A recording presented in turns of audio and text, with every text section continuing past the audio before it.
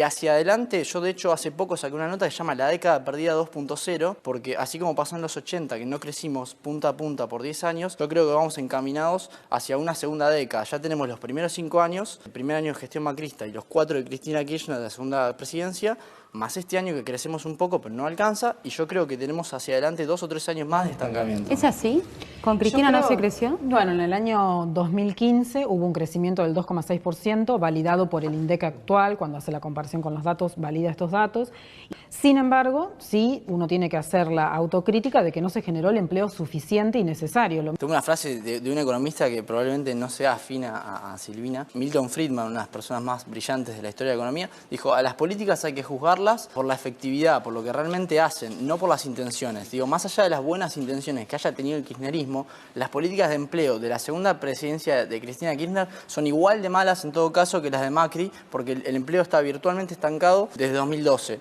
¿Es así? ¿Fue tan malo lo de Cristina? Los últimos años fueron mucho más complicados, esto es cierto. Yo no defiendo la administración Macri, de hecho creo que hacia adelante lo que viene es más negro de lo que vimos en 2016. ¿Cuál es el principal nubarrón que le ves? Y yo veo que los fundamentos de la economía argentina, que se empeoraron dramáticamente durante la segunda presidencia de Cristina Kirchner, siguen empeorando, y el aire que le da o el tiempo de gracia que el Ministerio de Hacienda y Sturzenegger le dieron a Mauricio Macri para que emprenda una agenda de algunas reformas, que si no se hacen esto explota, no la están aprovechando, así que yo lo que veo es que va a seguir empeorando los fundamentos y la bomba de tiempo es cada vez más grande. El problema no es la quita de subsidios a las tarifas. Por ejemplo, en el año 2006 los subsidios a las tarifas eran sistemáticamente más bajos que ahora, y sin embargo las tarifas eran mucho más pagables. O sea, el problema no está en la quita o no del subsidio a la tarifa, el problema está en otro lado. Hoy hay gente que decide entre pagar una boleta de luz o ir a comprar la comida. Bueno, pero el problema es que el gasto del Estado pasó de 30 puntos del PBI a 47.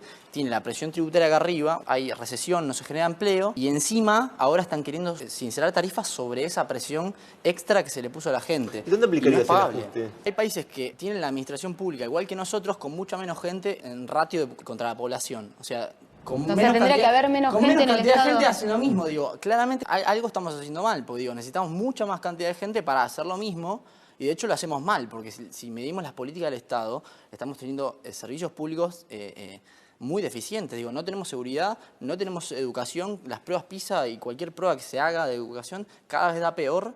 O sea que el Estado tiene mucha gente, muchos recursos, y el output, o sea, lo que sale del Estado, es muy malo. O sea que claramente se está gastando de más. ¿Esto es así? ¿El Estado está sobredimensionado en la Argentina? Yo creo que nosotros tenemos que sí darnos la discusión respecto de la calidad de los servicios que brinda el Estado. En eso también creo que uno tiene que avanzar. Pero me parece que uno tiene que mejorar las cosas que nosotros no pudimos hacer o que no pudo hacer el gobierno anterior. Digo, el Estado es un libro que ya tiene páginas escritas y uno tiene que mejorar. Me parece que los problemas que existían antes se transformaron en crisis hoy. ¿Sí? En vez de mejorar los problemas que había antes, esos problemas se convirtieron en crisis graves. Porque tienen una política de achicamiento del Estado, ¿sí? Y no de mejora de los servicios del Estado. Esta idea de achicar el Estado tiene que ver con la palabra ajuste, ¿sí? Permíteme nada más que termino con esto. Digo, uno no puede vivir en déficit permanente. Esto es así, no puede vivir en déficit permanente. Sí, uno puede admitir el déficit del Estado cuando el sector privado se está retirando de la economía y necesitas un Estado que impulse de alguna forma, que vuelva a hacer girar la rueda. No por muchos años. La verdad que uno no puede vivir en déficit permanente. Ahora, ese déficit uno lo puede resolver de distintas formas. Una puede ser que con toda la deuda que se emitió, este gobierno fue uno de los más emisores en el año pasado a nivel internacional. Ha habido muchos alertas respecto de esto. Recuerdo el Financial Times diciendo se está comprando tiempo, pero se están aumentando los riesgos a futuro. Ese fue un titular de ese diario.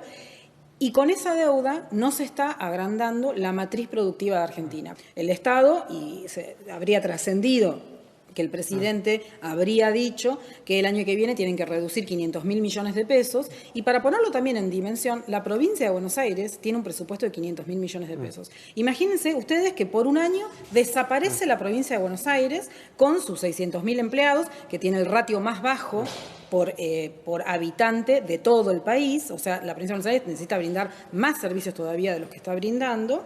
Desaparece 600.000 personas que se quedan sin tener un ingreso, por ejemplo. En los últimos 16 años, hicimos un cálculo en la consultora, en los últimos 16 años, sistemáticamente, los países que más gasto público en términos del PBI tuvieron, menor tasa de crecimiento tuvieron. O sea que a más gasto, menor crecimiento. Los últimos 16 años agarrando 168 países e incluso cuando agarrás los 30 más ricos, que dice, bueno, porque es un efecto de riqueza, qué sé yo, agarrás los 30 más ricos y pasa lo mismo. O sea que ¿En qué momento? cuando te pasás de cierto umbral en tamaño del Estado, creces menos. Entonces la receta esta de que el Estado tome ese lugar que el sector privado no está tomando, que se está retirando, eso es falso, es al revés. La causalidad es inversa, es justamente el sector privado no está pudiendo generar empleo porque el sector público está tomando cada vez más lugar. Es una especie de lo que se llama en la jerga económica un crowding out, pero en la economía real. Hay un desequilibrio. Hay un desequilibrio tremendo y eso, ¿sabes dónde lo ves? Cuando dicen los costos no dan, las pymes. Vas a una pyme y dicen no me dan los costos. No Yo puedo creo competir. que los empresarios necesitan la regulación del Estado.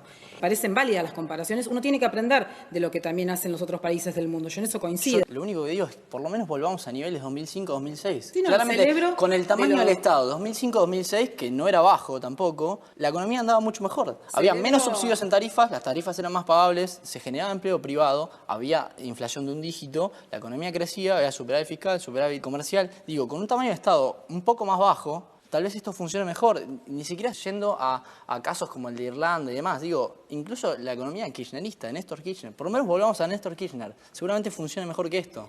Celebro que por lo menos en lo que vos decías de cuáles son los factores que inciden en la competitividad, no hayas dicho, como ha dicho el actual presidente, que el salario es un costo, ¿no? Bueno, el salario es Por eso lo celebro, digo. El salario efectivamente es un costo, así como es la tarifa de luz. Digo, Bueno, pero si uno una tiene cosa- llevémoslo al extremo, un caso polar. Si los salarios... Bueno, yo lo celebraba y ahora lo...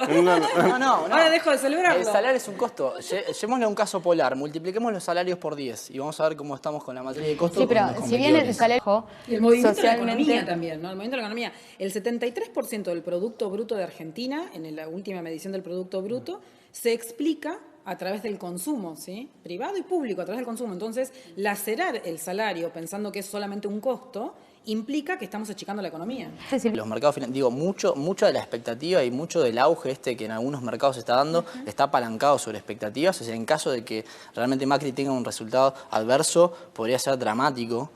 Se le podrían dar vuelta a un montón de cosas que hasta ahora, algunos logros. Así que sin duda es clave.